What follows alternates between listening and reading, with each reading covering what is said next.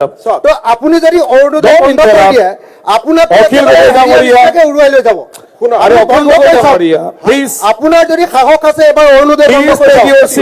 আচ্ছা আপোনাৰ যদি সাহস আছে অৰুণোদয় বন্ধ কৰি চাওক অখিল গগৈ ডাঙৰীয়াই প্ৰস্তাৱ দিছে অৰুণোদয় এপ্ৰিলত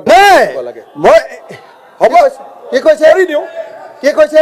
আপুনি প্ৰস্তাৱ দিছে অৰুণোদয় বন্ধ কৰি দিব লাগে নহয় মই প্ৰস্তাৱ দিছো যে অৰুণোদয় সকলোকে দিব লাগে মানে কেইজনমানক দি ব্লেকমেইল কৰে ৩০০০ দিম বুলি কয় ১২৫০ টকা নহয় ৩০০০ দিম বুলি কয় ১২৫০ টকা নহয় মই আমাৰ বিজেপিৰ এনে দম মাৰিব নালাগে জিকিম বুলি এবাৰ অৰুণোদয় বন্ধ কৰি চাওক আপোনালোকে জিকিব পাৰে যদি চাওঁ হ'ব মই বন্ধ কৰি চাওক চাহ বাগানক ৫০০০ নিদিও বুলি কওক ইলেকশ্যন বন্ধ কৰি চাওক ইলেকশ্যন আৰে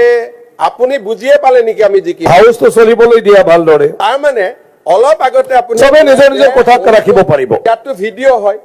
অলপ আগতে এটা অখিল গগৈ ডাঙৰীয়াই ক'লে যে অৰুণোদয় বন্ধ কৰি দিয়ক ইলেকশ্যন খেলক এই ভিডিঅ'টো ভাইৰেল কৰিব লাগে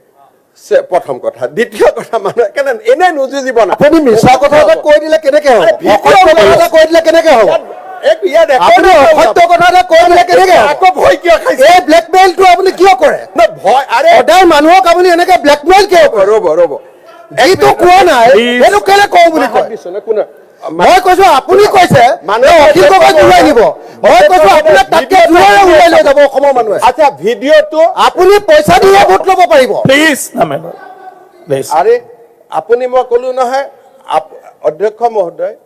এনেকে মোৰ বাজেটখন যে ইফেক্টিভ হ'ব মই বুজিয়ে পোৱা নাছিলো